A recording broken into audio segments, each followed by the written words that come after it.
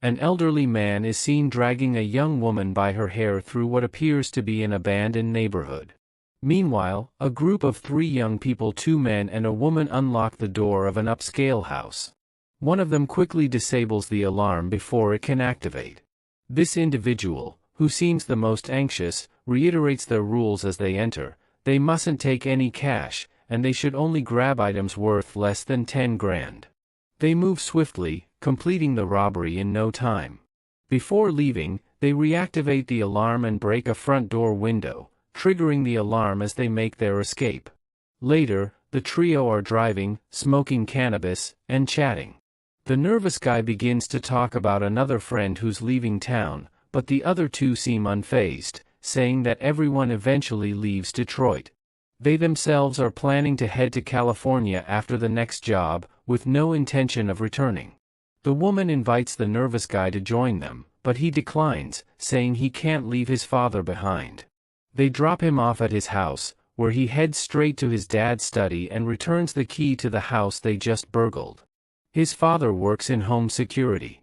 The third guy, called Money, goes to sell the stolen goods but doesn't get as much as he anticipated. He argues with the buyer, who suggests that if he wants money, he should steal cash instead. The buyer then tips him off about a new job. Money shares the details with his friends. The target is a house belonging to a reclusive veteran, which happens to be secured by the nervous guy's father's company, and is located in a deserted part of town. The others are initially hesitant, but Money explains that the veteran received a substantial settlement of at least $300,000 after his daughter was run over by a wealthy girl. The woman, named Rocky, is quickly convinced, but the nervous guy, Alex, worries about the repercussions of stealing such a large sum, both for them and his father's business. He walks away, but later that day, Rocky sends him a text, pleading with him to do the job for her, so she can get someone out. It becomes clear that that someone is her little sister, whom she wants to rescue from their terrible home situation. Alex researches the veteran, while Rocky spends time with her sister, mother, and her mother's unpleasant new boyfriend. Later, Alex, Rocky, and Money scout out the veteran's house and its surroundings. As Alex and Rocky sit in the car alone, she shares a story from her childhood, and Alex promises to join her in California after the job. Money returns to the car, confirming their information about the house, when a Rottweiler suddenly lunges at the window. The veteran, an old man, calls the dog back, and Money points out that this is their target. They realize the veteran is blind, leading to a brief debate about the ethics of robbing a blind man. That night, they return to the neighborhood. The veteran's house is dark. They deal with the dog first, feeding it meat laced with a drug. When they attempt to unlock the front door, they discover that the keys Alex took from his father's security company don't work. They search for another entry point and find a small window that only Rocky can fit through. She enters and disables the alarm using a remote Alex gives her, noticing framed photos of the veteran's deceased daughter on the mantel. Alex and Money wait for her to let them in. Once inside, they begin searching for the safe. Rocky checks the closet, while Money goes upstairs to chloroform the veteran to prevent him from waking up. He finds the old man asleep, with a video of his daughter playing in the background. The veteran briefly wakes up and turns off the TV, but Money manages to release the gas. He then returns downstairs, where the trio discovers a bolted door, assuming the money is hidden behind it. Money pulls out a gun and shoots the bolt off the door, believing the veteran is still asleep. Alex, alarmed by the presence of a gun, decides to leave, taking his shoes with him. Meanwhile, Money and Rocky open the door, but the veteran suddenly appears, asking who's there. They remain silent, but the veteran hears Money and follows the sound of his voice. Money tries to reason with him, but when that fails, he fires a warning shot. Unfazed, the veteran overpowers Money, seizing the gun and shooting him in the head, unaware that Rocky is also in the room. She hides in a closet, while Alex, who heard the shot from outside, re-enters the house. He narrowly avoids the veteran as the old man secures the doors and windows. Alex finds refuge in a bathroom and begins texting Rocky, who tells him where she's hiding. Before Alex can reach her, the veteran enters the closet, removes a piece of drywall to reveal the safe, and checks its contents, unaware that Rocky is watching him. Satisfied that the money is untouched, he leaves. Alex arrives and suggests calling the police, but Rocky disagrees. Instead, she opens the safe and takes the money, much to Alex's surprise. He estimates they've just stolen $1 million. They decide to escape through the bolted door, hoping it leads to a basement and then to a hatch that opens into the yard. However, before they can get through, the veteran drags Money's body into another part of the house. Startled, they wait until he leaves before proceeding. The veteran soon discovers their presence after finding their shoes. He checks the safe and realizes the money is gone. Meanwhile, Alex and Rocky are in the basement, where they are shocked to find a girl tied up with military-grade cords. The moment she moves, a bell attached to her alerts the veteran to their presence. They quickly learn that this girl is the one who ran over the veteran's daughter. Despite her crimes, Rocky decides to help her. They attempt to escape through the basement hatch, but the veteran is waiting for them and starts shooting, accidentally killing the girl. As Alex and Rocky flee, the veteran mourns over the girl's body, calling her his baby. The veteran then pursues them in the pitch-black basement, using his familiarity with the layout to his advantage.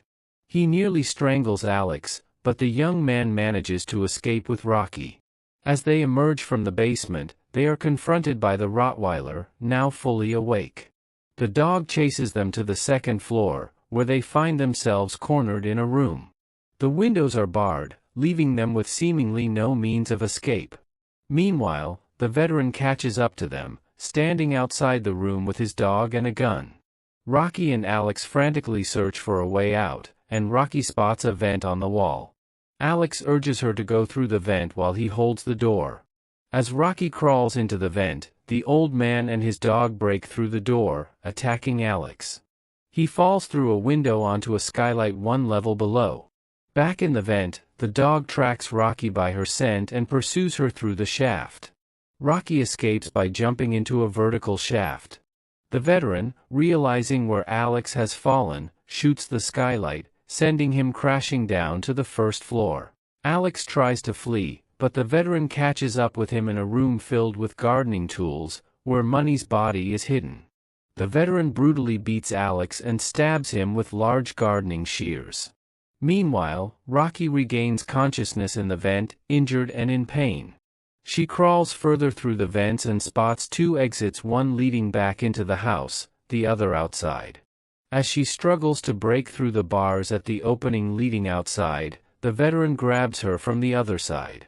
Rocky wakes up in the basement, tied up in the same way as the other girl. The veteran is there, and Rocky pleads for her life, promising not to tell anyone about the girl. However, he explains that keeping the girl in the basement wasn't about torture or punishment for what she did to his daughter. In his twisted mind, since she took his child from him, it was only fair that she should give him a child in return. He reveals that the girl had been pregnant with his baby. In his delusional logic, he blames Rocky for her death and decides she must take her place. Meanwhile, Alex regains consciousness. The veteran hadn't stabbed him but Money's body. Alex tricks the dog into a room and locks it inside, then unlocks the front door. In the basement, the veteran heats something up, telling Rocky she now has to bear his child in place of the girl.